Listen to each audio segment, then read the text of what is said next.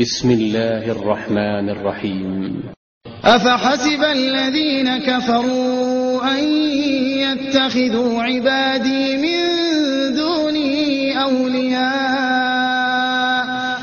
إنا أعتدنا جهنم للكافرين نزلا. എനിക്ക് പുറമെ എന്റെ ദാസന്മാരെ രക്ഷാകർത്താക്കളായി സ്വീകരിക്കാമെന്ന് അവിശ്വാസികൾ വിചാരിക്കുകയാണോ? തീർച്ചയായും അവിശ്വാസികൾക്ക് സൽക്കാരം നൽകുവാനായി നാം നരകത്തെ ഒരുക്കിവച്ചിരിക്കുന്നു. قُلْ هَلْ نُنَبِّئُكُم بِالْأَخْسَرِينَ أَعْمَالًا الَّذِينَ ضَلَّ سَعْيُهُمْ فِي الْحَيَاةِ الدُّنْيَا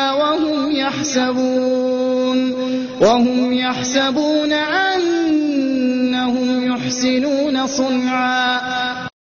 നബിയെ പറയുക, കർമ്മങ്ങൾ ഏറ്റവും നഷ്ടകരമായി തീർന്നവരെ സംബന്ധിച്ച് നാം നിങ്ങൾക്ക് പറഞ്ഞു തരട്ടെയോ? ഐഹിക ജീവിതത്തിലെ തങ്ങളുടെ പ്രയത്നം പിഴച്ചുപോയവരത്രേ അവർ വിചാരിക്കുന്നതാകട്ടെ തങ്ങൾ നല്ല പ്രവർത്തനം നടത്തിക്കൊണ്ടിരിക്കുന്നു എന്നാണ്.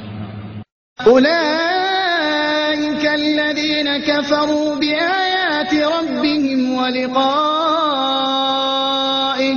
فحبطت أعمالهم فلا نقيم لهم يوم القيامة وزنا. തങ്ങളുടെ രക്ഷിതാവിന്റെ ദൃഷ്ടാന്തങ്ങളിലും അവനുമായി കണ്ടുമുട്ടുന്നതിലും വിശ്വസിക്കാത്തവരത്രേ അവർ. അതിനാൽ അവരുടെ കർമ്മങ്ങൾ നിഷ്ഫലമായി പോയിരിക്കുന്നു.